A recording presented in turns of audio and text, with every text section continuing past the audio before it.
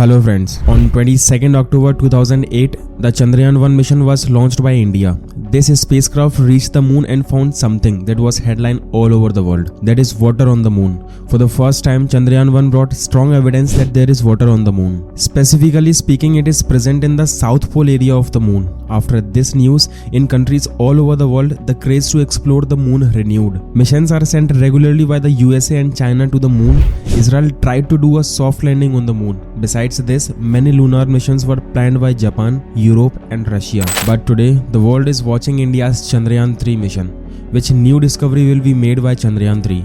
And why did Chandrayaan 2 mission fail? Let's find out in this video. India's prestigious Chandrayaan 3. You chose a place where no one has landed before. तस्वीरों का इंतजार पूरी दुनिया को रहा है. At this point are providing confirmation. Lander module. Moon missions. The missions that are sent to the moon can be of 5 to 6 different types.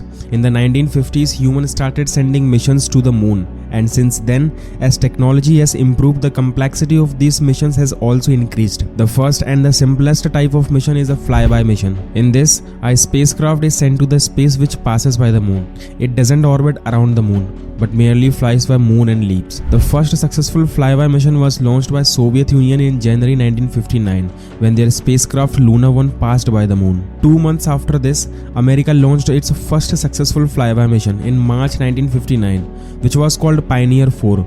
Their aim was to study the moon from a distance. In October 1959, when the Soviet Union launched Luna 3, we got to see a closer photo of the moon for the first time. You can see on the screen, this was the first photo of the other side of the moon, the dark side of the moon, which we normally never see from the Earth. Today, flyby missions are done only when the moon is on the way to some other mission. But if the moon is to be specially examined, then the next category of missions are deployed, the orbiter missions. In this, the spacecraft get close to the moon and orbit around the moon. This is called a lunar orbit, and from there they studies moon surface and atmosphere. Till date, more than 40 successful orbiter missions have been conducted, and this is still the most common type of moon mission. The first successful orbiter mission was once again conducted by the Soviet Union, Luna 10, in the year 1966. After this comes the next category, impact missions. These missions are an extension of the orbiter missions. Here the main spacecraft continues orbiting around the moon, but a part of the spacecraft gets detached and crash lands on the moon. Because it is impacting with the moon during the crash landing, these missions are also called impact missions. You may ask, what is the use of crash landing? The answer is very simple. The time it takes to crash land when it is getting closer to the moon surface. Many instrument readings can be taken at that time. That is why impact missions are also very useful. Our Chandrayaan 1 was an impact mission. The part that is separated from the spacecraft and crash lands on the moon is called the Moon Impact Probe. The Moon Impact Probe of Chandrayaan 1 was equipped with an instrument called Chandra's Altitudinal Composition Explorer. In short, it was called CHASE.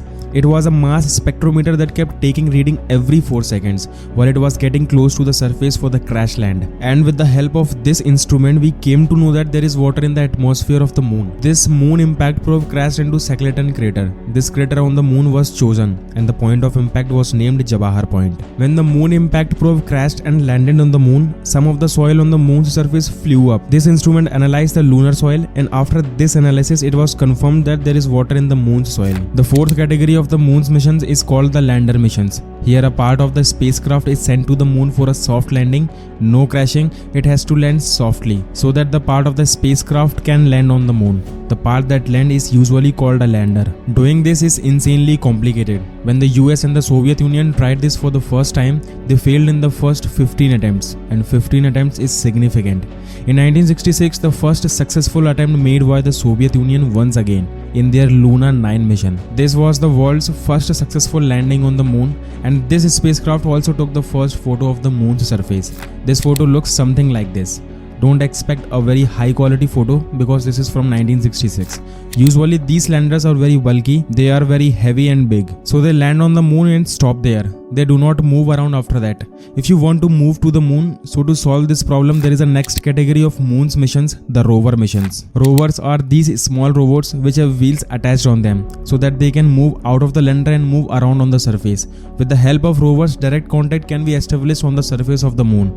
The first successful rover was sent to the moon in November 1970. And can you guess which country it was? Once again, the Soviet Union. After this, the last category of the moon's mission is human missions, where humans are put in landers and landed on the moon. And instead of a rover, humans used their feet to step on the moon's surface. This was something that America did before the Soviet Union. In 1969, when Neil Armstrong first stepped on the moon, and NASA sent the last human moon mission in 1972. Since then, no one has stepped on the moon, and in total only 12 people have set foot on the moon. All of them were from NASA. You might be wondering, how was the first rover mission done after this first human mission? Why? This is because a soft landing was enough for a human mission, but for a rover mission a new technology was needed to develop a rover. And this was done a year after Neil Armstrong's historic first steps on the moon. The Chandrayaan 2 mission was planned as a rover mission. Vikram lander was set for a soft landing on the moon, carrying inside a rover named Pragyan, which would have stepped out of the moon, but unfortunately this did not happen. On 6th September 2019, when Chandrayaan 2 Vikram lander was preparing for a soft landing, it suddenly crashed land. According to the failure committee report released in November 2019, this accident was caused by a software glitch, but ISRO never made this report public. ISRO was criticized for this as well because ISRO was highly transparent till that point in time. It revealed everything to the public, when it was successful, when it was not, and why. For many months, ISRO claimed that the lander was intact, it had not broken, that it was merely lying tilted on the moon surface. But finally, when the pressure increased on the 1st January 2020, ISRO's chief admitted that the lander had actually crashed and it was destroyed. The screens at ISRO's Mission Control Center showed that the Vikram lander was descending. It got off from its path when it was about 2 km above the surface. And when it was about 335 meters above the surface, ISRO lost contact. According to the plan, till Vikram reached 400 meters above the surface, it had to lose almost all the velocity. But even at a height of 1 km, Vikram's vertical velocity was 212 km per hour and horizontal velocity was 173 km per hour. ISRO's current chief, S. Somnath, says that the problem was in Vikram's engine. Out of the 5 engines, one had a little more thrust which made Vikram unstable. Actually, Vikram had to take photos to decide the actual landing spot, but it could never be stable enough to take photos. When it tried to correct its direction, it started spinning due to the misalignment of the thrusters. There was a limit on Vikram's software on how fast it could spin. All these problems accumulated and ultimately Vikram crash landed because of these. That's all we know for now. Now if we talk about Chandrayaan 3, it was launched to fulfill the same objective that Chandrayaan 2 could not fulfill. To minimize the risk of mistakes, a lot of modifications have been made. First, the landing area has been enlarged. While Chandrayaan 2 had to land in a patch of 500 meter to 500 meter, this time Chandrayaan 3 can be land anywhere in a 4 km to 2.4 km area. This is almost 40 times bigger than the last time.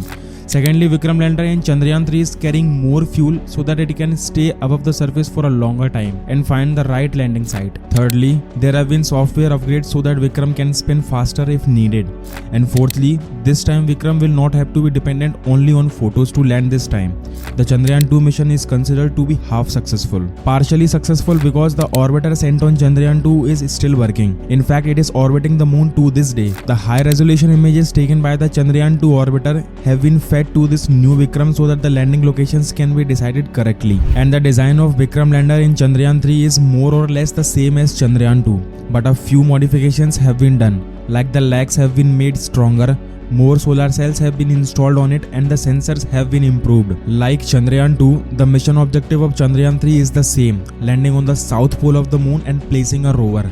Now the landing site is 70 degrees south with a large number of craters that are always in the shade and sunlight doesn't reach there. And that is why it is believed that in those craters there could be traces of ice. Here it is important to mention that when the rover will be placed on the moon by Chandrayaan 3, it will get only 1 lunar day to conduct its scientific experiments. 1 lunar day is about 1 month on Earth. It is like 2 weeks of day and 2 weeks of night. So when it is time to land on the moon is expected around 23rd and 24th of August for it to land on the moon.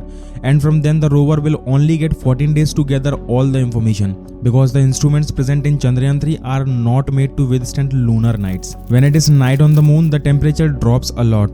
The temperature can drop to minus 232 degrees Celsius. No instrument will work in this cold. That's why the ISRO chief has said that they want the landing to be when the sun is rising on the moon. From then on, we will get 14 to 15 days to work. If it cannot land around 23rd and 24th of August, they will wait for another month and land it in September. Coming to the instruments, Vikram lander weighs 1750 kg and the rover weighs 26 kg. The name of the rover is again Pragyan And in total there are 3 modules in Chandrayaan 3. The lander module, the rover module and the propulsion module. You know the purpose of lander and the rover. The purpose of the propulsion module is to take Chandrayaan out of the Earth orbit and send it towards the moon. With the help of this propulsion module, the lander and rover will first get into the moon's orbit, and when they reach the 100-kilometer radius, they will be dropped for landing. There is no orbiter module in this mission because Chandrayaan 2's orbiter is still working and it will be used again. But the propulsion module will also keep circling the moon for 3 to 6 months. It will remain in moon's orbit. It will also be used for communication purposes and taking for other readings. An instrument is placed on this propulsion module is spectropolarimetry of habitable planet Earth. Its short form is SHAPE. It will search for small exoplanets in space. If we talk about the instruments of Vikram lander and Pragyan rover, they are very interesting. Pragyan has 2 instruments, LIBS and APXS. LIBS stands for Laser Induced Breakdown Spectroscope. It will analyze the chemical composition of the moon's soil, which minerals are found in the moon's soil. And second, the full form of APXS is Alpha Particle X-ray Spectrometer. It will do the same for the stones on the moon. When Pragyan will do these, Vikram lander will taking its photos, and we can see these photos very soon. If everything goes according to the plan, that is which I hope will be the case, Vikram lander has 4 instruments on it. The first is Rambha. Its full form is Radio Anatomy of Moon-bound Hypersensitive Ionosphere and Atmosphere. It will try to melt some small stones on the moon through a laser beam, and it will analyze the gas released from it. The second is CHASTE. The full form is Chandra's Surface Thermophysical Experiment.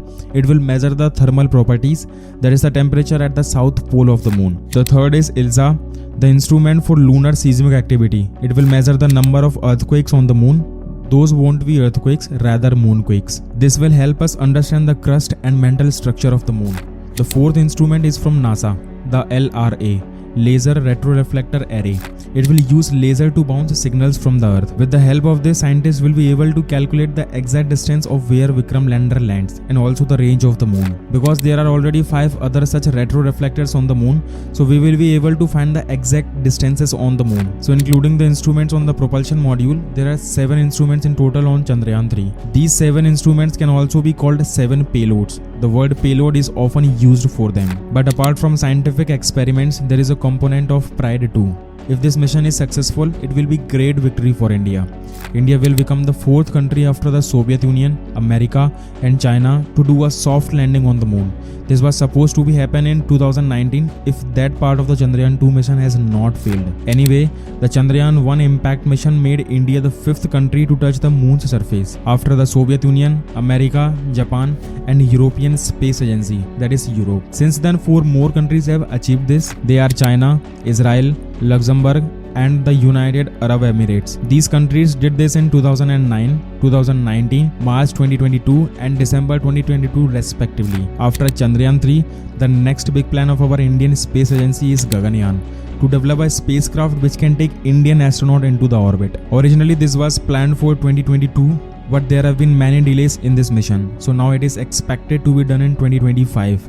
If we talk about moon's missions, Russia's Luna 25 was launched a few days ago and the latest update is that it has crashed on the moon. So this Russian mission has failed. America's Artemis 2 is also planned for November 2024 when the humans will be sent to orbit the moon. Those who will go on this mission will travel the furthest distance in space, and in the coming years China is also planning to send astronauts to the moon. So guys, if you like this video, do subscribe this channel for more such videos. I will meet you in the next video. Till then, take care of yourself. Jai Hind, Bande Matram.